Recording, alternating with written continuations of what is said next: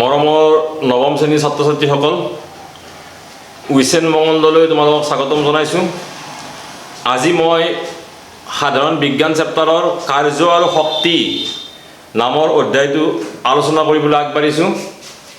আহা আমি কাৰ্য আৰু শক্তি নামৰ অধ্যায়টো ভালদৰে আলোচনা কৰোঁ। কাৰ্য আৰু শক্তি, যদিওবা কাৰ্য আৰু শক্তি অধ্যায়টোৰ নাম, ইয়াত ক্ষমতা বুলি আমি এটা পদৰ বিষয়ে ৰাশিৰ বিষয়ে শিকিব লাগিব। এতিয়া প্ৰথম কথা হ'ল কি, আমি বিজ্ঞানত কিছুমান ৰাশি পাওঁ যিবিলাক ভৌতিক ৰাশি বুলি কয়, জোখ-মাখ কৰিব পাৰি। এই জোখ-মাখ কৰিব পৰা ৰাশিবিলাকৰ ভিতৰত কাৰ্য এটা, শক্তি এটা, ক্ষমতা এটা। এই ৰাশিবিলাকৰ সাধাৰণতে দুটা ভাগ থাকে।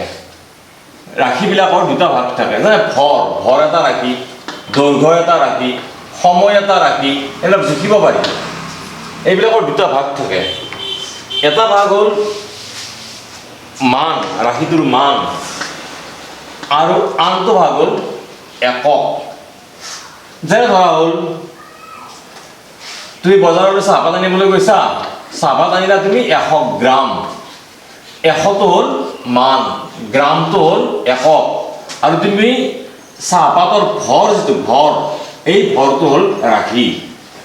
ভৰটো হ'ল ৰাশি, 100 হ'ল তাৰ মান, আৰু এককটো হ'ল গ্ৰাম। ঠিক তেনেকৈ আমাৰ কাৰ্য হ'ল এটা ৰাশি। কাৰ্য এটা ৰাশি। গতিকে ৰাশিৰ তিনিটা কথা বা চাৰিটা কথা আমি শিকিব লাগিব একোটা ৰাশিৰ। যেনে তাৰ মান কি, ৰাশিটোৰ সংজ্ঞা কি, ৰাশিটো কেনেকৈ উলিওৱা হয়, ৰাশিটোৰ একক কি, ৰাশিটো ভেক্টৰ নে স্কেলাৰ। ভেক্টৰ বা স্কেলাৰ কি অকণমান বুজাই দিবলৈ চেষ্টা কৰোঁ। চোৱা, যিবিলাক ৰাশিৰ দিশ থাকে, দিশ নহয় দেই, ডিৰেকশ্যন থাকে, সেইবিলাকক আমি ভেক্টৰ ৰাশি বুলি কওঁ। যেনে চুম্বকে নিজৰ গাৰ ফালে আকৰ্ষণ কৰে, চুম্বকৰ আকৰ্ষণটো ভেক্টৰ ৰাশি হ'ব। বল ভেক্টৰ ৰাশি, ত্বৰণ ভেক্টৰ ৰাশি, বেগ ভেক্টৰ ৰাশি। তোমালোকে পাই আহিছা, বেগৰ দিশ আছে, দ্ৰুতিৰ দিশ নাই, দ্ৰুতি স্কেলাৰ ৰাশি। গতিকে আমি আলোচনা কৰিম এতিয়া কাৰ্য কেনেকুৱা এটা ৰাশি, যিটো ৰাশি আমি অতি সহজে জোখ-মাখ কৰিব পাৰোঁ। আমি দৈনন্দিন জীৱনত আমি মানসিক বা শাৰীৰিক শ্ৰম যি কৰোঁ, সেই শ্ৰমকে আমি কাৰ্য বুলি কওঁ। মানসিক বা শাৰীৰিক শ্ৰমক আমি কাৰ্য বুলি কওঁ। কিন্তু বিজ্ঞানত কাৰ্য শব্দটোৰ অৰ্থ সম্পূৰ্ণ বেলেগ। ধৰা হ'ল, তুমি পঢ়ি আছা, টেবুলত বহি ধুনীয়াকৈ তুমি পঢ়ি আছা, তোমাৰ মানসিক কষ্ট হৈছে, মানসিক পৰিশ্ৰম হৈছে, সেইটোক কিন্তু বিজ্ঞানত কাৰ্য বুলি নকয়। বিজ্ঞানত কাৰ্য হ'ব লাগিলে অকণমান, তাৰমানে আমি সদায় কৈ থকাতকৈ অলপমান বেলেগ। অৱশ্যে কাৰ্যৰ ইংৰাজী ৱৰ্কেই, কিন্তু আমি যিটো কাম কৰা বুলি কওঁ, শ্ৰম কৰা, পৰিশ্ৰম কৰা, সেই পৰিশ্ৰম কৰা বা মানসিক বা শাৰীৰিক পৰিশ্ৰম কৰাটো কিন্তু বিজ্ঞানৰ ভাষাত কাম কৰা নোবোলে। বিজ্ঞানৰ ভাষাত কাৰ্যটো অকণমান বেলেগ।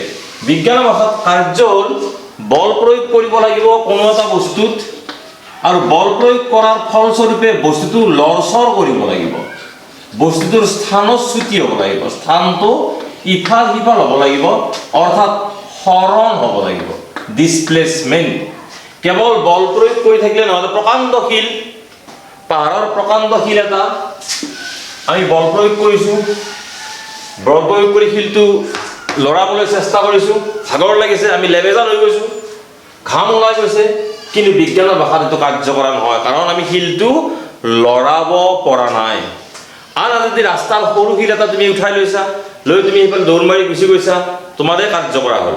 পাহাৰৰ প্ৰকাণ্ড শিলটো আমি ঠেলি তাক লৰাব পৰা নাই, তেতিয়া সেইটো কাৰ্য কৰা নহয়। কাৰ্য কৰা হ'ব বিজ্ঞানৰ ভাষাত, কষ্ট হ'লে কাৰ্য নহয়। বিজ্ঞানৰ ভাষাত কাৰ্য মানে হ'ল কি, দুটা চৰ্ত পূৰণ হ'ব লাগিব। নাম্বাৰ 1, বল প্ৰয়োগ কৰিব লাগিব, কোনো এটা বস্তুত বল প্ৰয়োগ কৰিব লাগিব। বল কি বস্তুত তোমালোকে আগৰ পাছত পাই আহিছা, বল প্ৰয়োগ কৰিব লাগিব, আৰু বল প্ৰয়োগ কৰাৰ ফলস্বৰূপে বস্তুটোৰ প্ৰয়োগ বিন্দুটোৰ সৰণ হ'ব লাগিব, সৰণ, তেতিয়াহে কাৰ্য কৰা বুলি কোৱা হয়। এখন ট্ৰাক বোকাত ফচিছে, আমি ট্ৰাকখন ঠেলিবলৈ খুব চেষ্টা কৰিছোঁ, ট্ৰাকখন আমি লৰাবকে পৰা নাই, সেইটো বিজ্ঞানৰ ভাষাত কাৰ্য কৰা নহয়। বিজ্ঞানৰ ভাষাত কাৰ্য কৰা হ'ব লাগিলে বল প্ৰয়োগ কৰিব লাগিব আৰু প্ৰয়োগ বিন্দুটোৰ বস্তুটোৰ চলাচল স্থানচ্যুতি বা সৰণ হ'ব লাগিব। এজন শ্ৰমিকে মূৰত চাউলৰ বস্তা এটা লৈ থিয় হৈ আছে, তেওঁৰ কাৰ্য কৰা নহয়। আনহাতে তেওঁৰ কাষতে এজন মানুহে আধা কেজি আপেল লৈ ইফাল সিফাল কৰি আছে, এই আধা কেজি আপেল লৈ ইফাল সিফাল কৰি থকাজনৰহে কাৰ্য কৰা হ'ব বিজ্ঞানৰ ভাষাত। কিন্তু মূৰত এক বস্তা চাউল লৈ থিয় হৈ থকা শ্ৰমিকজনৰ কাৰ্য কৰা নহয়। কিন্তু কষ্ট, এই মূৰত এক বস্তা চাউল লৈ থকা শ্ৰমিকজনৰ কষ্ট বেছি হ'ল, তেওঁৰ পৰিশ্ৰম বহুত বেছি হ'ল, তেওঁৰ ভাগৰ লাগিব, কাৰণ এক বস্তা চাউল মূৰত লৈ তেওঁ থিয় হৈ আছে। কিন্তু বিজ্ঞানৰ ভাষাত তেওঁৰ কাৰ্য কৰা নহয়। বিজ্ঞানৰ ভাষাত কাৰ্য কৰিব লাগিলে লৰচৰ হ'ব লাগিব প্ৰয়োগ বিন্দু। এই দুটা কণ্ডিশ্যন আকৌ ক'লো মই, বল প্ৰয়োগ কৰিব লাগিব 1 নম্বৰ, বল প্ৰয়োগ কৰিলে নহ'ব, প্ৰয়োগ বিন্দুৰ স্থানচ্যুতি হ'ব লাগিব, স্থানচ্যুতি।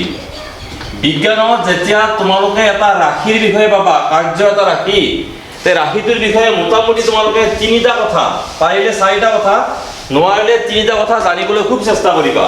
1 নম্বৰ সংজ্ঞা, মানে কাৰ্য এটা ৰাশি, 1 নম্বৰ কাৰ্যৰ সংজ্ঞা। বেলেগ এটা ৰাশিৰ কথা আমি আলোচনা কৰোঁ, শক্তি, শক্তিৰ সংজ্ঞা। 2 নম্বৰ কেনেকৈ উলিয়ায়, কাৰ্য কেনেকৈ উলিয়ায়, শক্তি কেনেকৈ উলিয়ায়, ক্ষমতা কেনেকৈ উলিয়ায়, বল কেনেকৈ উলিয়ায়, ত্বৰণ কেনেকৈ উলিয়ায়।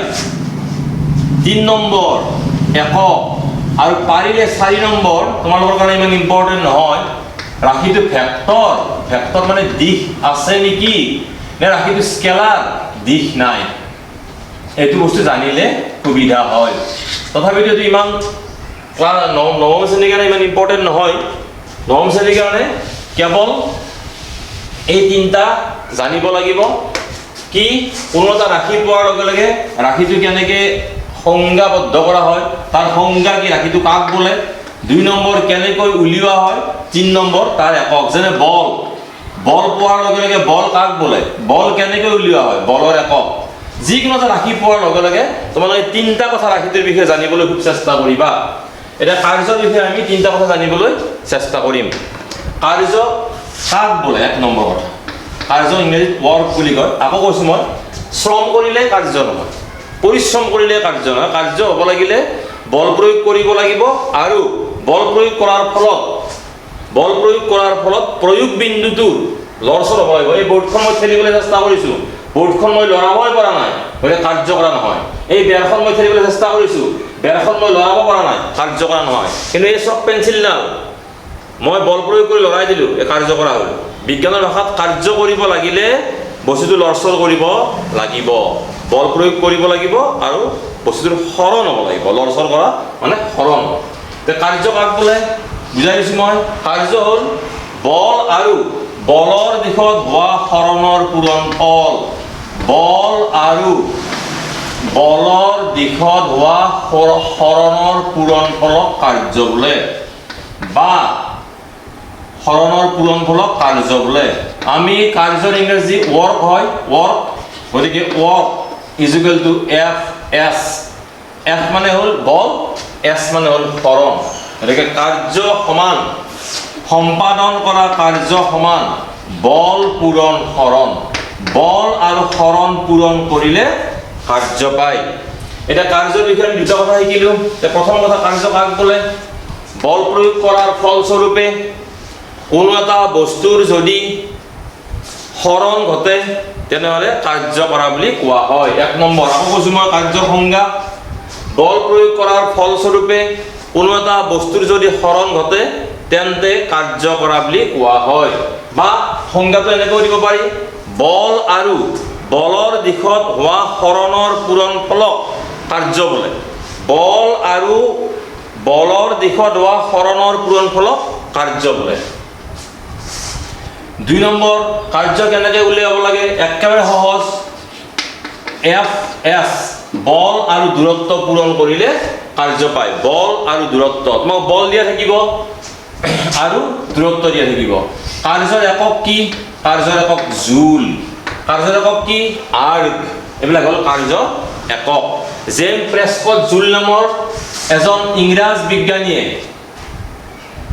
জেমছ প্ৰেস্কট জুল নামৰ এজন ইংৰাজ বিজ্ঞানীয়ে বিদ্যুৎ প্ৰবাহৰ তাপীয় ক্ৰিয়া, যেনে বিদ্যুৎ গ'লে তাপ সৃষ্টি হয়। তোমালোকে ইস্ত্ৰি দেখা পাইছা, ইস্ত্ৰিৰ মাজেদি যেতিয়া কাৰেণ্ট যায়, হিটাৰ দেখা পাইছা, হিটাৰৰ মাজেদি যেতিয়া বিদ্যুৎ যায় তেতিয়া হিটাৰটো গৰম হয়, ইস্ত্ৰিটো গৰম হয়। এই সম্পৰ্কে জেমছ প্ৰেস্কট জুলে বহুত অত্যাধুনিক তথ্য কিছুমান আৱিষ্কাৰ কৰিছিল আৰু তেওঁৰ স্মৃতিত কাৰ্যৰ এককটোক আজিও জুল বুলি জনা যায়। জুল আচলতে এজন ডাঙৰ পদাৰ্থ বিজ্ঞানীৰ নাম, বিখ্যাত পদাৰ্থ বিজ্ঞানীৰ নাম। তেওঁ বিদ্যুৎ প্ৰবাহৰ তাপীয় ক্ৰিয়াৰ ওপৰত বহুতখিনি কথা আলোচনা কৰিছিল।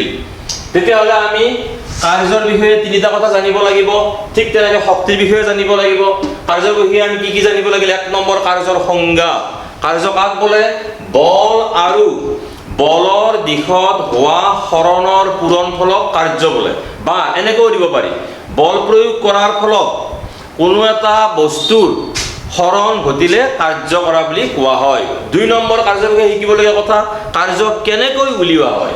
কাৰ্য উলিয়াব লাগিলে বল আৰু সৰণ পূৰণ কৰিব লাগিব। তোমাক বল দিয়া থাকিব আৰু সৰণ দিয়া থাকিব।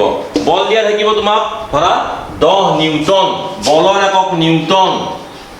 মনত ৰাখিবা, মই অলপমান আগতে ক'লো ৰাখি থাকিলে একক থাকিবই লাগিব, বলৰ একক নিউটন।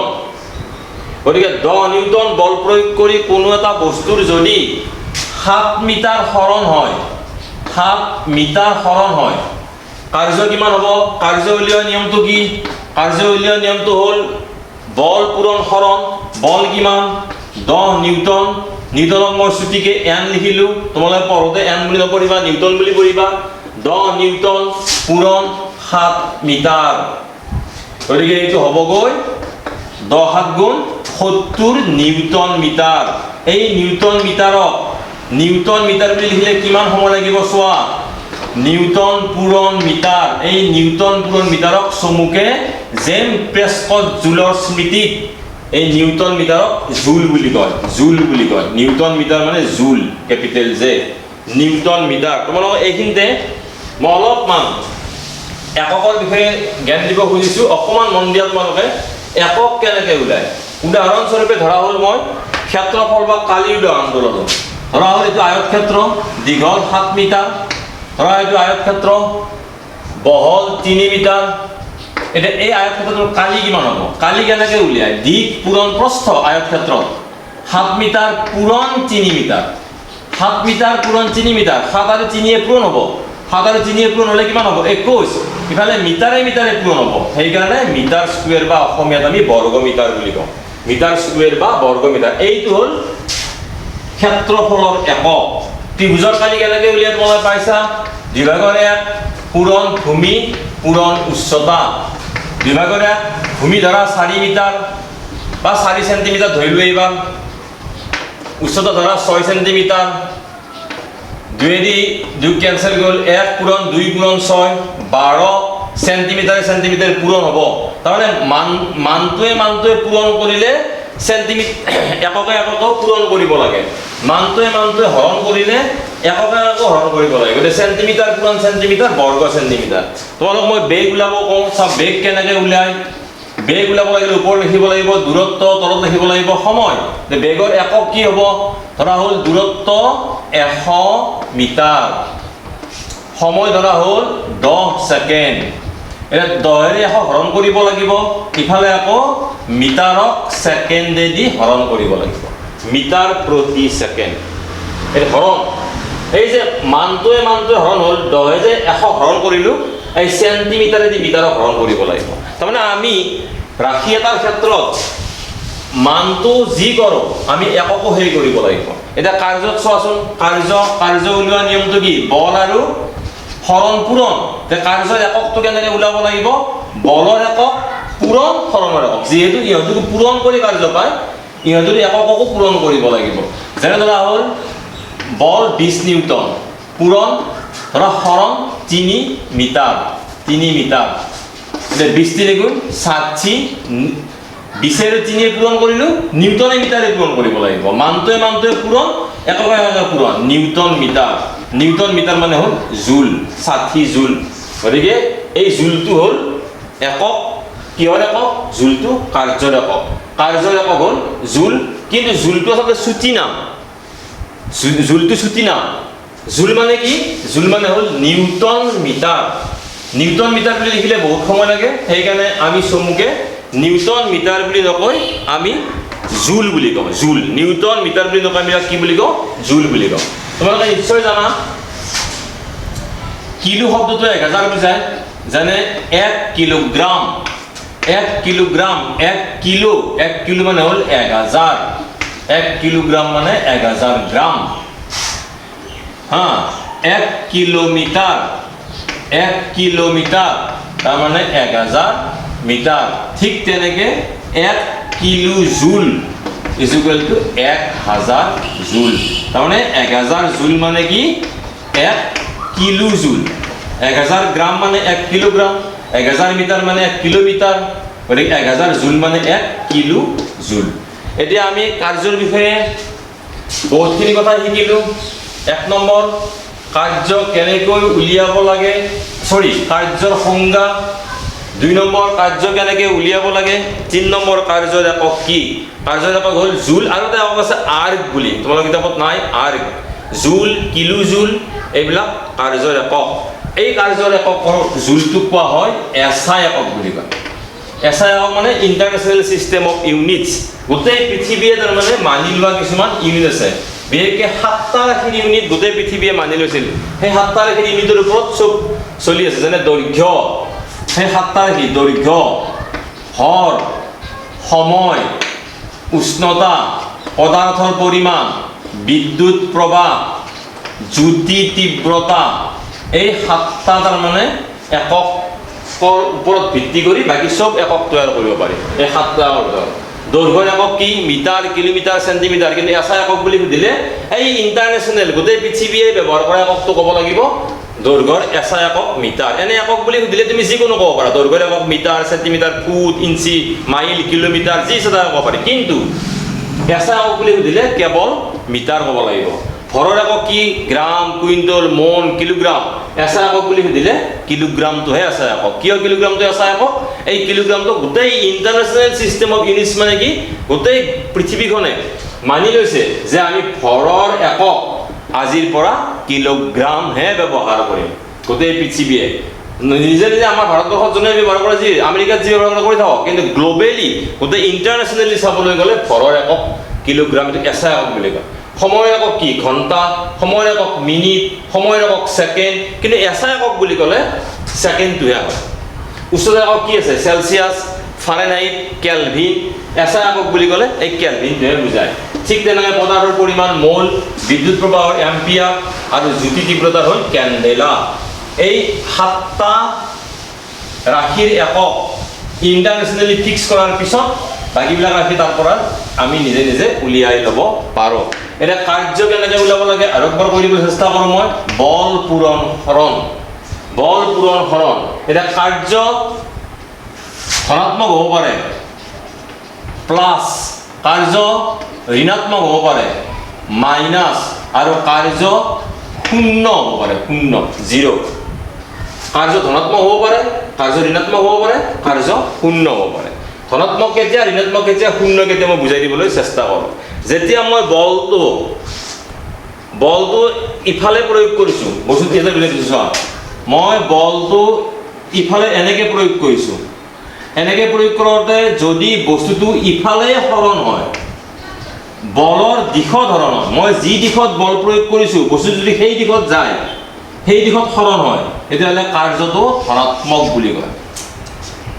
মই যি দিশত বল প্ৰয়োগ কৰিছোঁ যদি বিপৰীত দিশত হয়, যেনে বস্তুটো ইফালে গৈ আছে, টেবুলৰ ওপৰেদি বস্তু এটা বাগৰি গৈ আছে, ঘৰখন বলে, ঘঁহনি খোৱা বলে, ক্লাছ 7 পাইছা, ঘৰখন বলে আকৌ উল্টা ফালে ক্ৰিয়া কৰি আছে।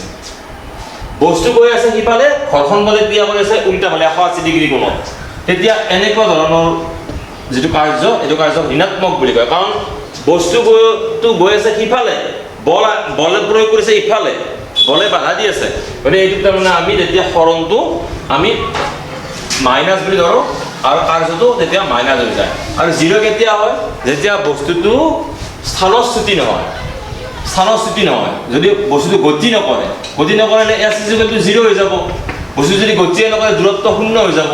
গতিকে W = F × 0। এতিয়া আমি কি বুজি পালোঁ? কাৰ্য ধনাত্মক হ'ব পাৰে। কাৰ্য কেতিয়া ধনাত্মক? যদি বলৰ দিশত হৰণ হয়। কাৰ্য ঋণাত্মক হ'ব পাৰে। কেতিয়া ঋণাত্মক? যদি বলৰ দিশৰ বিপৰীত ফালে হৰণ হয়। আৰু কাৰ্য কেতিয়া 0 হয়? যেতিয়া হৰণ নঘটে। এতিয়া আমি শক্তিৰ বিষয়ে আলোচনা কৰিম। শক্তি এটা ৰাশি। ৰাশি কাক বোলে তোমালোকক মই অলপ আগতে ক'লোঁ। শক্তিক ইংৰাজীত এনাৰ্জি বুলি কয়। এনাৰ্জি। আকৌ কথাটো ক'ব লাগিব, শক্তি কাক বোলে, শক্তি কেনেকৈ উলিয়ায়, শক্তিৰ একক কি, শক্তি স্কেলাৰ নে ভেক্টৰ। শক্তি এটা স্কেলাৰ ৰাশি, শক্তিৰ দিশ নাই। কাৰ্য স্কেলাৰ ৰাশি, কাৰ্য দিশ নাই। দিশ থকা ৰাশি আমি ভেক্টৰ ৰাশি বুলি কওঁ। এতিয়া শক্তি কি? শক্তি হ'ল কাৰ্য কৰিব পৰা সামৰ্থ্য, কেপাচিটি টু ডু ৱৰ্ক। কাৰ্য কৰিব পৰা সামৰ্থ্যক শক্তি বোলে। মই এই চক পেঞ্চিলডাল ইয়াৰ পৰা বল প্ৰয়োগ কৰি ইয়ালৈকে দিলোঁ, তাৰমানে মই কাৰ্য কৰিলোঁ। এই যে মই কাৰ্য কৰিব পাৰিলোঁ, তাৰমানে মোৰ শক্তি আছে। মোৰ দেহত মানে শক্তি সঞ্চিত হৈ আছে। শক্তি সঞ্চিত হৈ আছে কাৰণেহে মই চক পেঞ্চিলডাল ইয়াৰ পৰা বল প্ৰয়োগ কৰি ইয়ালৈ স্থানচ্যুতি কৰিলোঁ, হৰণ কৰিলোঁ। গতিকে কাৰ্য কৰিব পৰা সামৰ্থ্যক শক্তি বোলে। তোমালোকে শক্তি পাইছা আগতে? বৈদ্যুতিক শক্তি, যান্ত্ৰিক শক্তি, পোহৰ শক্তি, ৰাসায়নিক শক্তি। এডাল মমত ৰাসায়নিক শক্তি থাকে। যেতিয়া মমডাল জ্বলাই দিওঁ ৰাসায়নিক শক্তিটো পোহৰ শক্তি হয়। তোমালোকে অলপ পিছত পাবা শক্তি সংৰক্ষণ সূত্ৰ বুলি সূত্ৰ এটা আছে। এই বিশ্ব ব্ৰহ্মাণ্ডখন সৃষ্টিৰ সময়ত যিমান শক্তি আছিল, যিমান এনাৰ্জি আছিল, এতিয়াও সিমানেই এনাৰ্জি আছে। শক্তি ধ্বংস কৰিব নোৱাৰি, শক্তি সৃষ্টি কৰিব নোৱাৰি, শক্তি বিনাশ কৰিব নোৱাৰি, আৰু শক্তি তৈয়াৰ কৰিব নোৱাৰি। মাত্ৰ শক্তিক এটা প্ৰকাৰৰ পৰা, এটা ৰূপৰ পৰা আমি বেলেগ এটা ৰূপলৈ নিব পাৰোঁ। যেনে মমবাতিডালত ৰাসায়নিক শক্তি থাকে, জ্বলোৱাৰ পিছত পোহৰ শক্তি আৰু তাপ শক্তিলৈ ৰূপান্তৰ হ'ল। ৰাসায়নিক শক্তিটো আমি পোহৰ শক্তি, তাপ শক্তিলৈ ৰূপান্তৰ হ'ল। এনেকৈ বিশ্ব ব্ৰহ্মাণ্ডত যিমান শক্তি আছে, এই শক্তিৰ মুঠ পৰিমাণটো কেতিয়াও কমি নাযায়। মুঠ পৰিমাণটো কমি নাযায়। খালি শক্তি এটা ৰূপৰ পৰা, এটা প্ৰকাৰৰ পৰা আন এটা প্ৰকাৰলৈকে সলনি হয়। যেনে পেট্ৰলত ৰাসায়নিক শক্তি থাকে। পেট্ৰল প্ৰয়োগ কৰি এখন মটৰ কাৰ চলাব পাৰি, এখন মটৰ গাড়ী চলাব পাৰি, গতি শক্তি হ'ল। এনেকুৱা ধৰণৰ নানান ধৰণৰ আমি সূৰ্যৰ শক্তিৰ সহায়ত উদ্ভিদে খাদ্য প্ৰস্তুত কৰে, সেই খাদ্য আমি খাওঁ। গতিকে সূৰ্যই হ'ল তাৰমানে শক্তিৰ প্ৰাকৃতিক উৎস। সূৰ্যই হ'ল শক্তিৰ প্ৰাকৃতিক উৎস। আটাইতকৈ বৃহৎ আৰু আটাইতকৈ গুৰুত্বপূৰ্ণ উৎস হ'ল, উৎস মানে য'ৰ পৰা আমি শক্তি পাওঁ। এতিয়া আমি এইটো অধ্যায়ত বৈদ্যুতিক শক্তি, পোহৰ শক্তি, ৰাসায়নিক শক্তি এইবিলাকৰ বিষয়ে আলোচনা আমি নকৰোঁ। আমি ইয়াত আলোচনা কৰিম যান্ত্ৰিক শক্তিৰ বিষয়ে। যান্ত্ৰিক শক্তি, মেকানিকেল এনাৰ্জি, ইংৰাজীত কোৱা হয় মেকানিকেল এনাৰ্জি, যান্ত্ৰিক শক্তি। আকৌ তোমালোকক কৈছোঁ শক্তি ক'ৰ পৰা আহে? এই যে বল প্ৰয়োগ কৰিলোঁ, বল প্ৰয়োগ কৰাৰ লগে লগে এই বলখিনি যিখিনি কাৰ্য যিটো বস্তুত প্ৰয়োগ কৰা হয় তাত শক্তি হিচাপে সঞ্চিত হৈ থাকে। এই ডাষ্টাৰ পাত ইয়াতে আছে, মই মাটিৰ পৰা ডাষ্টাৰ পাত ইয়ালৈকে উঠালোঁ। উঠাওঁতে মই বল প্ৰয়োগ কৰিলোঁ, বল প্ৰয়োগ কৰি কাৰ্য কৰিলোঁ। মোৰ যিখিনি বল, মোৰ যিখিনি কাৰ্য, এই কাৰ্যখিনি ইয়াতে শক্তি হিচাপে জমা হৈ থাকে। শক্তি বহুত প্ৰকাৰৰ আছে, আমি ইয়াত মাত্ৰ যান্ত্ৰিক শক্তিৰ বিষয়ে আলোচনা কৰিম। যান্ত্ৰিক শক্তি মানে কি? কোনো বস্তু, জীৱিত বস্তু বা যন্ত্ৰই যি শক্তি ব্যৱহাৰ কৰি কাৰ্য কৰে, জীৱিত বস্তু বা কোনো যন্ত্ৰই যি শক্তি প্ৰয়োগ কৰি কাৰ্য কৰে তাকে আমি যান্ত্ৰিক শক্তি বুলি কয়। যেনে চৰাই এটা দেউকাৰে উৰি গৈ থাকে, চৰাইয়ে নিজৰ শক্তিৰ সহায়ত উৰি গৈ থাকে। চৰাইটোৱে উৰি গৈ আছে, সেইটো চৰাইটোৰ যান্ত্ৰিক শক্তি নিহিত হৈ আছে চৰাইটোৰ গাত। গৰু এটা দৌৰিছে, গৰুটোৰ গাত যান্ত্ৰিক শক্তি নিহিত হৈ আছে, সেইকাৰণে গৰুটো দৌৰিব পাৰিছে। যান্ত্ৰিক শক্তি মানে কোনো এটা জীৱিত বস্তু বা কোনো এটা যন্ত্ৰই যি শক্তি ব্যৱহাৰ কৰি কাৰ্য কৰে তাকে যান্ত্ৰিক শক্তি বোলে। এতিয়া চৰাইটোৱে নিজৰ শক্তি ব্যৱহাৰ কৰি উৰিলে, উৰাটো এটা কাৰ্য, উৰিলে যাওঁ, উৰাৰ লগে লগে চৰাইটোৱে যে উৰিলে, এই চৰাইটোৱে উৰাওঁতে যান্ত্ৰিক শক্তিটো ব্যৱহাৰ হ'ল। যান্ত্ৰিক শক্তি দুই প্ৰকাৰৰ, গতি শক্তি আৰু স্থিতি শক্তি। মই গতি শক্তি আৰু স্থিতি শক্তিৰ বিষয়ে ডিটেইলছ আলোচনা কৰাৰ আগে আগে তোমালোকক ক'বলৈ লৈছোঁ যে যান্ত্ৰিক শক্তিৰ সংজ্ঞা। যান্ত্ৰিক শক্তিৰ সংজ্ঞা তোমালোকে দুই ধৰণে দিব পাৰা। গতি শক্তি আৰু স্থিতি শক্তিৰ যোগফলক যান্ত্ৰিক শক্তি বোলে, বা স্থিতি শক্তি আৰু গতি শক্তিক একেলগে যান্ত্ৰিক শক্তি বোলে, এনেকৈও ক'ব পাৰা। আৰু নহ'লে এনেকৈও ক'ব পাৰা, কোনো জীৱিত বস্তু বা যন্ত্ৰই যি শক্তি ব্যৱহাৰ কৰি কাৰ্য সমাধা কৰে সেই শক্তিক যান্ত্ৰিক শক্তি বোলে। যান্ত্ৰিক শক্তি দুই প্ৰকাৰৰ, যান্ত্ৰিক শক্তিৰ সংজ্ঞা দুই ধৰণে দিব পাৰি। এতিয়া শক্তিৰ সংজ্ঞা কেনেকৈ দিবা? মই আকৌ কৈছোঁ, এটা ৰাশিৰ বিষয়ে আমি মোটামুটি 4টা কথা শিকিব লাগে, নোৱাৰিলেও 3টা কথা শিকিব লাগে। নাম্বাৰ 1 তাৰ সংজ্ঞা, নাম্বাৰ 2 কেনেকৈ উলিয়াম, নাম্বাৰ 3 তাৰ একক। শক্তিৰ একক হ'ল যিহেতু কাৰ্যখিনিয়ে শক্তিৰ গাত নিহিত হৈ থাকে। যিখিনি কাৰ্য মই কৰিলোঁ সেই কাৰ্যখিনিয়ে শক্তি হিচাপে তাৰ গাত নিহিত হৈ থাকে। এটা বস্তুৱে আন এটা বস্তুৰ ওপৰত বল প্ৰয়োগ কৰিলে, এই বস্তুটোৱে এই বস্তুটোৰ ওপৰত বল প্ৰয়োগ কৰিলে, এই বস্তুটো গতি কৰি ইয়াক খুন্দা মাৰি দিলে, এই বস্তুটোৱে এই বস্তুটো বল প্ৰয়োগ কৰিলে, ই যে বল প্ৰয়োগ কৰিলে ইয়াৰ বলখিনি ইয়াৰ গাত শক্তি হিচাপে সঞ্চিত হৈ থাকে। শক্তিৰ সংজ্ঞা দিব লাগিলে প্ৰথমতে মই কৈছোঁ তোমালোকক 3টা কথা, পাৰিলে 4টা কথা শিকিব লাগে। 4 নম্বৰটো কি? স্কেলাৰ নে ভেক্টৰ। স্কেলাৰ মানে হ'ল দিশ থাকিলে তাক আমি ভেক্টৰ বুলি কওঁ, আৰু দিশ নাথাকিলে আমি তাক স্কেলাৰ বুলি কওঁ। বলৰ দিশ আছে, বলটো এনেকৈ প্ৰয়োগ কৰিব লাগে, গতিকে বলৰ দিশ আছে, ঠেলাখন এনেকৈ টানি আনিব পাৰি বা এনেকৈ ঠেলি নিব পাৰি, বলৰ দিশ আছে, সেইকাৰণে বলক আমি ভেক্টৰ ৰাশি বুলি কওঁ। বেগৰ দিশ আছে, বেগক আমি ভেক্টৰ ৰাশি বুলি কওঁ, ত্বৰণক আমি ভেক্টৰ ৰাশি বুলি কওঁ। কিন্তু শক্তিৰ দিশ নাই, শক্তিৰ দিশ নাই, শক্তিক আমি স্কেলাৰ ৰাশি বুলি কওঁ। স্কেলাৰ ৰাশি, যি ৰাশিৰ দিশ নাথাকে, কাৰ্য স্কেলাৰ ৰাশি। গতিকে এইটো এটা গ'ল। 1 নম্বৰ সংজ্ঞা জানিব লাগিলে আমি শক্তিৰ সংজ্ঞা। শক্তি কাক বোলে?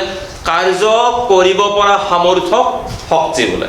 কেপাচিটি টু ডু ৱৰ্ক, যিয়ে কাৰ্য কৰিব পাৰে তাৰে শক্তি আছে। এই চক পেঞ্চিলডাল ইয়াত আছে, ইয়াৰ পৰা মই বল প্ৰয়োগ কৰি ইয়ালৈকে লৈ গ'লোঁ, মই কাৰ্য কৰিলোঁ, তাৰমানে মোৰ শক্তি আছে। কাৰ্য কৰিব পৰা সামৰ্থ্যক শক্তি আছে। কাৰ্য কৰক বা নকৰক কোনো কথা নাই। এই চক পেঞ্চিলডাল ইয়াত আছে, ইয়াৰ পৰা মই ইয়ালৈ নিনিবও পাৰোঁ, কিন্তু মই ইয়াৰ পৰা ইয়ালৈ নিবলৈ মোৰ সামৰ্থ্য আছে। মই নিয়া নাই, নিবলৈ মোৰ সামৰ্থ্য আছে, তেতিয়াহ'লে মোৰ শক্তি আছে। কাৰ্য কৰিব পৰা সামৰ্থ্যকে শক্তি বোলে। মন দিবা, আৰু কৈছোঁ মই, কাৰ্য কৰিব পৰা সামৰ্থ্যকে শক্তি বোলে। যিয়ে কাৰ্য কৰিব পাৰিব, কাৰ্যটো কৰক বা নকৰক, যিয়ে কাৰ্য কৰিব পাৰিব তাৰে শক্তি আছে। কেঁচুৱা এটাৰ শক্তি আছে, কাৰণ ভৰিখন সি বিচনাখনত মাৰি থাকিব পাৰে, ভৰিখন সি লৰচৰ কৰিব পাৰে, হাতখন লৰচৰ কৰিব পাৰে, তাৰো শক্তি আছে। হয়তো কেঁচুটো শুই আছে, শুই থাকিলেও কেঁচুটোৰ শক্তি আছে, কাৰণ সি কাৰ্য কৰিব পাৰে। কাৰ্য কৰা নাই বৰ্তমান, কিন্তু কাৰ্য কৰিবলৈ সামৰ্থ্য আছে। কাৰ্য কৰিবলৈ সামৰ্থ্য থাকিলে তাক আমি শক্তি বুলি কওঁ। কাৰ্য কৰিব পৰা সামৰ্থ্যক শক্তি বোলে। শক্তিৰ একক কি? এই কাৰ্যৰ একক জুল। 1000 জুলত 1 কিলো জুল। জুল এটা চুটি নাম। জুলৰ বিজ্ঞানী আছিল, জুল এজন নাম তোমালোকক কৈছোঁ মই, জেমছ প্ৰেস্কট জুলৰ নামেদি এই এককটোৰ নাম হৈছে জুল। কিহৰ চুটি নাম? জুল নিউটন মিটাৰৰ চুটি নাম। নিউটন মিটাৰ, নিউটন পূৰণ মিটাৰ। নিউটন পূৰণ মিটাৰৰ চুটি নামটো হ'ল জুল। জুলক আমি জে দি লিখোঁ, নিউটন মিটাৰক আমি এন এম এ দি লিখোঁ, N M, N capital M small. 1000 জুলত 1 কিলো জুল। 1 কিলো জুল 1000 জুলত। আৰু জুলৰ শক্তিৰ আৰু এটা একক আছে আৰ্গ। তেতিয়াহ'লে আমি কাৰ্য আৰু শক্তিৰ মাজত এটা ডাঙৰ মিল পালোঁ, সেইটো হ'ল একক। কাৰ্যৰ যিবিলাক একক, শক্তিৰো সেইবিলাকে একক। কাৰ্যৰ একক জুল, শক্তিৰ একক জুল। তোমাক যদি কোনোবাই সোধে যে 1 জুল মানে কি, সুধিব পাৰে কোনোবাই 1 জুল। 1 জুল মানে কি বুলি সোধাৰ লগে লগে তুমি তাক সংজ্ঞাটো দিব লাগিব, কাৰ্যৰ সহায়ত দিব লাগিব, শক্তিৰ সহায়ত নহয়। 1 জুল বুলি কোৱাৰ লগে লগে সংজ্ঞাটো কেনেকৈ দিব লাগিব 1 কিলোগ্ৰাম বা 1 নিউটন 1 কিলোগ্ৰাম নহয় 1 নিউটন বল প্ৰয়োগ কৰি 1 মিটাৰ স্থানচ্যুতি ঘটাবলৈ যি পৰিমাণৰ কাৰ্য কৰিব লাগিব তাকে 1 জুল বোলে কোনোবা যদি সোধে যে 1 জুল জুল মানে কি বুলি সুধিলে তাক তোমালোকে শক্তিৰ সহায়ত ব্যাখ্যা কৰিব নালাগে তোমালোকে তাক কাৰ্যৰ সহায়ত সংজ্ঞাটো দিব লাগিব কাৰ্যৰ সহায়ত সংজ্ঞাটো কেনেকৈ দিবা আকৌ কৈছোঁ মই 1 কিলোগ্ৰাম 1 নিউটন 1 কিলোগ্ৰাম নহয় 1 নিউটন বল প্ৰয়োগ কৰি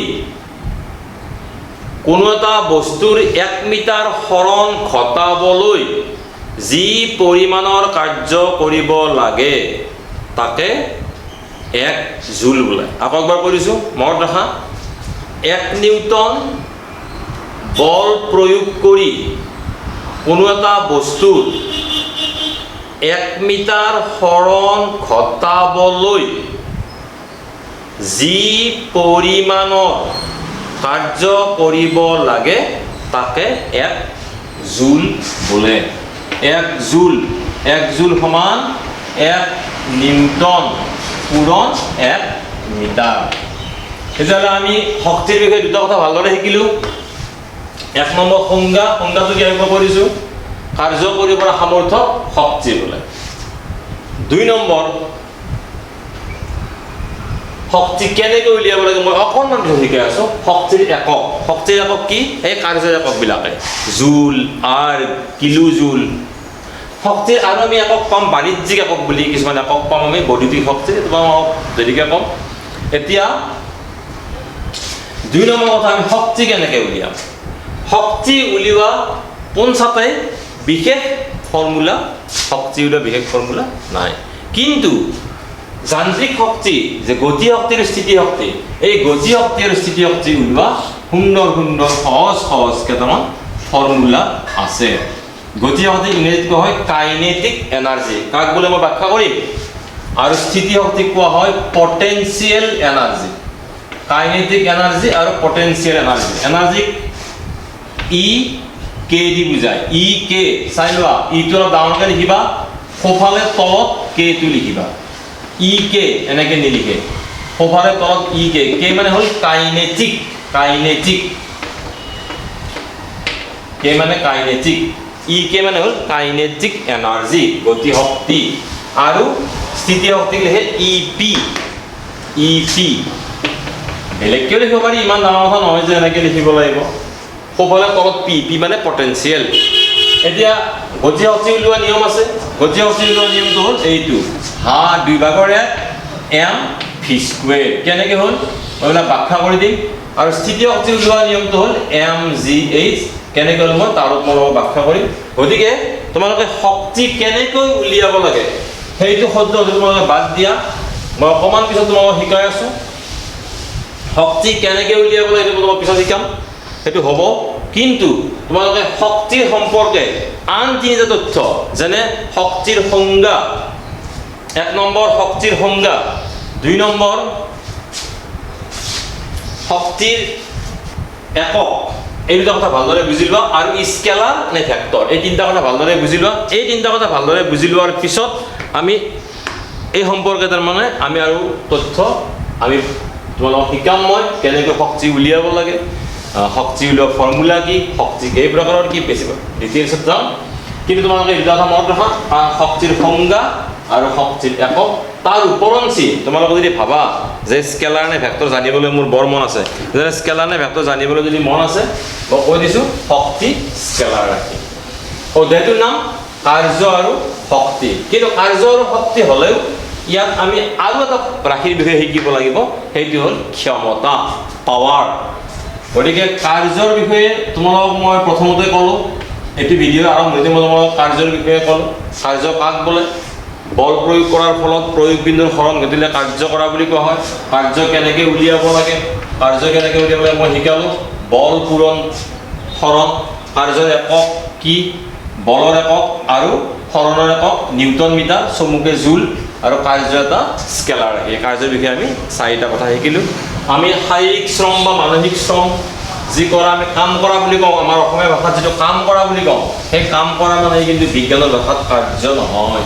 আমি অসমীয়া ভাষাত যিটো কাৰ্য কৰা বুলি কওঁ, শাৰীৰিক বা মানসিক শ্ৰম কৰা, সেইটোৱে কিন্তু বিজ্ঞানত কাৰ্য কৰা নবোলে। বিজ্ঞানত কাৰ্য কৰিব লাগিলে কষ্ট হ'লেই নহ'ব, বল প্ৰয়োগ কৰিব লাগিব আৰু প্ৰয়োগ বিন্দুটোৰ লৰচৰ হ'ব লাগিব, প্ৰয়োগ বিন্দুটোৰ স্থানচ্যুতি হ'ব লাগিব, প্ৰয়োগ বিন্দুটোৰ হৰণ হ'ব লাগিব, ডিছপ্লেচমেণ্ট। আকৌ শক্তি কি? কাৰ্য কৰিব পৰা সামৰ্থ্য কি বোলে? শক্তি বোলে। যান্ত্ৰিক শক্তিৰ বিষয়ে আমি আলোচনা কৰিলোঁ। যান্ত্ৰিক শক্তি কাক বোলে? কোনো জীৱিত বস্তু বা কোনো যন্ত্ৰই যি শক্তি ব্যৱহাৰ কৰি কাৰ্য সম্পাদন কৰিব পাৰে সেই শক্তিকে যান্ত্ৰিক শক্তি বোলে। বা এনেকৈ দিব পাৰি যে গতি শক্তি আৰু স্থিতি শক্তিক একেলগে যান্ত্ৰিক শক্তি বোলে। শক্তি যান্ত্ৰিক শক্তি কেই প্ৰকাৰৰ? 2 প্ৰকাৰৰ, গতি শক্তি আৰু স্থিতি শক্তি। এতিয়া আমি আলোচনা কৰোঁ গতি শক্তি কাক বোলে। গতি শক্তি ইংৰাজীত কোৱা হয় কাইনেটিক এনাৰ্জি। কেনেকৈ উলিয়াব লাগে মই পিছত শিকাম। এইমাত্ৰ তোমালোকক মই শক্তিৰ এককৰ বিষয়ে ক'লোঁ। শক্তিৰ একক কি? জুল আৰু কিলো জুল। এই গতি শক্তিৰ এককো সেই শক্তিৰ একক যদি জুল হয়, গতি শক্তিৰ এককো এই শক্তিয়ে যিহেতু গতি শক্তিৰ এককো জুল, গতি শক্তিৰ এককো আৰ্ক, গতি শক্তিৰ একক কিলো জুল। আৰ্ক এইটো সৰু একক, CGS ইউনিট বুলি কয়, আৰু SI ইউনিট জুল। এতিয়া গতি শক্তি কাক বোলে মই কৈ দিছোঁ। বস্তু এটাৰ গতিৰ ফলত সৃষ্টি হোৱা শক্তিক গতি শক্তি বোলে। গতিৰ ফলত সৃষ্টি হোৱা শক্তিক গতি শক্তি বোলে। বস্তু এটা গতি কৰাৰ ফলস্বৰূপে তাৰ যদি শক্তি সৃষ্টি হয় তাক আমি গতি শক্তি বুলি কওঁ। এটা এক্সাম্পল দি বুজাই দিছোঁ মই। ধৰা হ'ল ৰাস্তাত এটা শিলগুটি পৰি আছে, তোমাৰ বন্ধুজনে স্কুললৈ যাওঁতে শিলগুটিটো উঠাই লৈ দলি মাৰি দিলে, শিলগুটিটো গতি লাভ কৰিলে, তোমাৰ বন্ধুজনে বল প্ৰয়োগ কৰিলে, বল প্ৰয়োগ কৰি প্ৰয়োগ বিন্দুৰ হৰণ হ'ল, তাৰমানে কি কৰা হ'ল? কাৰ্য কৰা হ'ল। এই যে বস্তুটোৱে গতি কৰিলে, এই গতি কৰাৰ লগে লগে এই শিলগুটিটোৰ গাত, শিলগুটিটোৰ ৰাস্তাটোৰ পৰা দলি মাৰি দিলে, শিলগুটিটোৰ গাত শক্তি সৃষ্টি হয়। এই শক্তিটোক কোৱা হয় গতি শক্তি।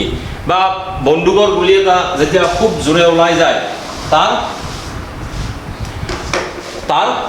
শক্তি যিটো তাৰমানে তাৰ গাত গুলিটোৰ গাত যিটো শক্তি হৈ থাকে তাকে আমি গতি শক্তি। ধেনুকাঁড়ডাল এনেকৈ টানি এৰি দিলোঁ, ধেনুকাঁড়ডাল গুচি গ'ল, যাওঁতে যিটো শক্তি, গৈ থাকোঁতে তাৰ গাত যিটো শক্তি উৎপন্ন হয়, গতিৰ ফলত যিটো শক্তি উৎপন্ন হয় তাক আমি কি বুলি কওঁ? গতি শক্তি বুলি কওঁ।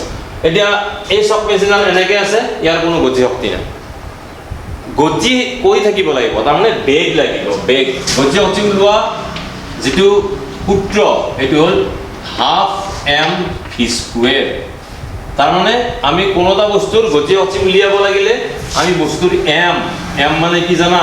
m মানে ভৰ, ইংৰাজীত মাছ বুলি কয়, মাছ। ভৰ উলিওৱা কোনো নিয়ম নাই।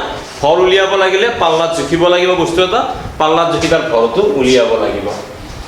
v² মানে হ'ল বেগ।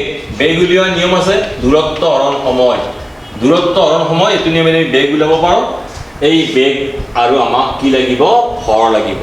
ভৰ আৰু বেগটো দুবাৰ পূৰণ কৰিব লাগিব, তেতিয়া আমি গতি শক্তি পাওঁ। এই সূত্ৰটো ক'ৰ পৰা আহিল তোমালোকক মই শিকাম। সূত্ৰটো কেনেকৈ প্ৰমাণ কৰিব লাগে মই শিকাম। এতিয়া আমি গতি শক্তিৰ বিষয়ে আকৌ 3টা কথা জানিব লাগিব। 4টা জানিলে ভাল, তথাপি 3টা আমি জানিবই লাগিব। নাম্বাৰ 1, গতি শক্তিৰ সংজ্ঞা। গতি শক্তি কাক বোলে? গতি শক্তি শেষ কৰি মই তোমালোকক স্থিতি শক্তি ক'ম, তাৰপিছত গতি শক্তি কেনেকৈ উলিয়াবলৈ শিকাই দিম। গতি শক্তি কাক বোলে? গতি শক্তি বস্তু এটাৰ গতিৰ ফলত যি শক্তি সৃষ্টি হয় তাকে কোৱা হয় গতি শক্তি। গতিৰ ফলত ক'ৰ পৰা শক্তিটো আহিল? এই যে মানুহজনে শিলগুটি দলি মাৰি দিলে, দিয়াৰ লগে লগে মানুহজনে কাৰ্য কৰিব লাগিব। সেই মানুহজনৰ কাৰ্যখিনি শিলগুটিটোত গতি শক্তি হিচাপে নিহিত হ'ল, সেইটো গতি শক্তিলৈ ৰূপান্তৰিত হ'ল। গতিকে গতি শক্তি মানে হ'ল বস্তুৰ গতিৰ ফলত সৃষ্টি হোৱা শক্তি। ধুমুহা, বিৰাট জোৰে ধুমুহা আহিছে, সেইটো গতি শক্তি। ঘৰ দুৱাৰ ভাঙি লৈ গুচি যাব পাৰে, সেইটো গতিৰ ফলত বতাহৰ গতিৰ ফলত এটা শক্তি সৃষ্টি হৈছে, তাক আমি কওঁ গতি শক্তি। বন্দুকৰ গুলি এটা খুব তীব্ৰ বেগত যায় কাৰণে তাৰ শক্তি বেছি। বন্দুকৰ গুলি এটা যদি লাহে লাহে তুমি যদি হাত এখনেদি নি পেলাই কাৰোবাত লগাই দিয়া দুখে নাপাব, কিন্তু যেতিয়া বন্দুকৰ পৰা ওলাই গৈ থাকে তেতিয়া তাৰ গতি শক্তিটো বহুত বেছি হয়, কাৰ্যটো বেছিকৈ সম্পাদন হয়। গতিকে গতি শক্তি কেনেকৈ সৃষ্টি হয়, যে গতি শক্তি হ'ব লাগিলে কাৰ্য সম্পাদন হ'ব লাগিব। এটা বস্তুৰ ওপৰত যেতিয়া আন এটা বস্তুৱে বল প্ৰয়োগ কৰিব তেতিয়া সেই বস্তুটোৰ ওপৰত শক্তি নিহিত হয়। গতিকে গতি শক্তিৰ বিষয়ে আমি 4টা কথা জানিব পাৰিলে ভাল, তথাপিতো নোৱাৰিলে 3টা জানিবই লাগিব। নাম্বাৰ 1 গতি শক্তিৰ সংজ্ঞা। কাক বোলে সংজ্ঞা? একবাৰ কৈ দিছোঁ মই, যে বস্তুৰ গতিৰ ফলত সৃষ্টি হোৱা শক্তিক গতি শক্তি বোলে। 2 নম্বৰ, গতিৰ ফলত কিয় শক্তি সৃষ্টি হয় সেইটো মই বুজাই দিলোঁ। গতি কৰিবৰ কাৰণেতো বল প্ৰয়োগ কৰিব লাগিব, গতি কৰিবৰ কাৰণেতো কাৰ্য কৰিব লাগিব। সেই বলখিনি বা সেই কাৰ্যখিনি কলৈ যাব, সেই কাৰ্যখিনি তাতে গতি শক্তি হিচাপে সোমাই পৰে। 2 নম্বৰ, গতি শক্তি কেনেকৈ উলিয়াব লাগে। গতি শক্তি উলিওৱা নিয়মটো হ'ল 2 ভাগৰ 1 লাগিব। যিটো বস্তু গতি কৰি থাকে তাৰ ভৰটো লাগিব m মানে মাছ, আৰু বস্তুটো কিমান জোৰে যায় বেগ, তাৰ বেগটো লাগিব, বেগৰ বৰ্গ। মই শিকাম এইটো ফৰ্মুলাটো কেনেকৈ হ'ল, এই সম্পৰ্কটো কেনেকৈ হ'ল মই শিকাই দিম, কিন্তু এতিয়া তোমালোকে খালি স্কুলমূলকৈ মনত ৰখা যে এইটো হ'ল গতি শক্তি উলিওৱা এটা সম্পৰ্ক। গতি শক্তি উলিয়াব লাগিলে তোমাক কি লাগিব? গতি শক্তি উলিয়াব লাগিলে তোমাক ভৰ দিব লাগিব। ভৰ দিব লাগিব। ভৰ কিমান? ধৰা হ'ল ভৰ 20 কিলোগ্ৰাম। ভৰ নিদিলে তুমি গতি শক্তি উলিয়াব নোৱাৰা। আৰু দিব লাগিব বস্তুটোৰ বেগ। যি বস্তুৰ বেগ নাই সেই বস্তুৰ গতি শক্তি নাই। ৰাস্তাত পৰি থকা শিলগুটি এটা, পাহাৰত থকা শিল এটাৰ কোনো গতি শক্তি নাই। গতি শক্তি হ'লে বস্তু গতি কৰিব লাগিব, গতিকে আমাক বেগ দিব লাগিব। বেগ কিমান? 10 মিটাৰ প্ৰতি ছেকেণ্ড। মিটাৰ প্ৰতি ছেকেণ্ডটো বেগৰ একক, মিটাৰ প্ৰতি ছেকেণ্ড। চোৱা ইংৰাজীত এনেকৈ লিখিব পাৰি, মিটাৰ প্ৰতি ছেকেণ্ড। আৰু কিছুমানে এনেকৈও লিখে ms⁻1। তোমালোকে ক্লাছ 8ত পাইছিলা 1/a⁵ সূচকৰ অংক a⁵ ইজুকেলটো আমি a⁻5 লিখিব পাৰোঁ। গতিকে মিটাৰ হৰণ ছেকেণ্ড, এইটো পঢ়িব লাগে মিটাৰ প্ৰতি ছেকেণ্ড বুলি। গতিকে যেতিয়া মই মিটাৰ লিখিলোঁ, এই ছেকেণ্ডৰ পাৱাৰটো 1, গতিকে এইটো মই ইচ্ছা কৰিলে এনেকৈও লিখিব পাৰোঁ, এনেকৈও লিখিব পাৰোঁ, এনেকৈ হৰণ চিন দিলে ছেকেণ্ড লিখিব লাগিব, আৰু পূৰণ চিন দিলে ছেকেণ্ড⁻1 দিব লাগে। সেই হিচাপে তৰণৰ একক কি? তৰণৰ একক মিটাৰ প্ৰতি ছেকেণ্ড স্কুৱেৰ, এনেকৈও লিখিব পাৰি। আৰু নহ'লে হৰণ চিন নিদি তোমাৰ যদি পূৰণ চিন দিবলৈ মন, পূৰণ চিন দিয়াৰ লগে লগে ছেকেণ্ড⁻2 দিব লাগিব। তলত থাকিলে ছেকেণ্ড স্কুৱেৰ মাইনাছ দিব নালাগে, যেতিয়া পূৰণ চিন হ'ব তেতিয়া মাইনাছ দিব লাগিব। মিটাৰ প্ৰতি ছেকেণ্ড স্কুৱেৰ। এতিয়া গতি শক্তিৰ বিষয়ে মই কেইটা কথা শিকিম বুলি ক'লোঁ, শিকাম বুলি ক'লোঁ, 3টা কথা আমি শিকিম বুলি ক'লোঁ। নাম্বাৰ 1 সংজ্ঞা। সংজ্ঞাটো মই এতিয়ালৈকে তোমালোকক 3-4 বাৰ কৰোঁ। কোনো বস্তুৰ গতিৰ ফলত সৃষ্টি হোৱা শক্তি গতি শক্তি বোলে। উলিওৱা নিয়মটো ক'লোঁ 12 mv²। গতি শক্তি উলিয়াব লাগিলে আমাক ভৰ লাগিব আৰু আমাক বেগ লাগিব। 3 নম্বৰ গতি শক্তিৰ একক কি? জুল, আৰ, কিলোজুল। 4 নম্বৰ গতি শক্তি স্কেলাৰ ৰাশি নে ভেক্টৰ ৰাশি? এইটো এটা স্কেলাৰ ৰাশি। যিহেতু শক্তি স্কেলাৰ ৰাশি, গতি শক্তিও স্কেলাৰ ৰাশি। এই হ'ল গতি শক্তি। গতি শক্তিৰ বিষয়ে আমি 4টা কথা শিকিলোঁ। এতিয়া আমি শিকিম স্থিতি শক্তি, যাক ইংৰাজীত কোৱা হয় পটেনচিয়েল এনাৰ্জি। স্থিতি শক্তি 2 প্ৰকাৰে সৃষ্টি হ'ব পাৰে। নাম্বাৰ 1 আকৃতি, নাম্বাৰ 2 স্থান। আকৃতি বা স্থানৰ সলনি হ'লে স্থিতি শক্তিৰ সৃষ্টি হয়। মই বুজাই দিওঁ। আকৃতি ইংৰাজীত কয় কনফিগাৰেশ্যন, আৰু এইটো হ'ল পজিশ্যন। উদাহৰণস্বৰূপে এই ৰাস্তাৰ পাত মোৰ হাতত আছে। ৰাস্তাৰ পাত যেতিয়া মই ইয়াৰ পৰা ইয়াৰ স্থানটো সলনি কৰিম, চোৱা বৰ্তমান ইয়াত আছে, ইয়াৰ পৰা স্থানটো সলনি কৰিলোঁ, মই ইয়ালৈকে লৈ আহিলোঁ, স্থানটো সলনি কৰিলোঁ। স্থানটো সলনি কৰাৰ লগে লগে এই ডাষ্টাৰ পাতত শক্তি নিহিত হ'ল। এই শক্তিটোক কোৱা হয় স্থিতি শক্তি।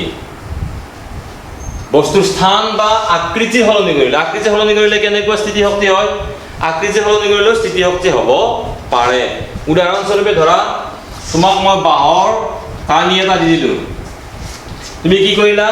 শক্তি প্ৰয়োগ কৰি কামিটো তুমি এনেকৈ বেঁকা কৰি দিলা। এনেকৈ বেকা কৰি দি ৰছীডাল বান্ধি দিলা, এই যে কামিটো তুমি বেকা কৰি দিলা, দিয়াৰ লগে লগে ইয়াত স্থিতি শক্তি সঞ্চয়, কাৰণ আকৃতিটো কি হৈ গ'ল, সলনি হ'ল।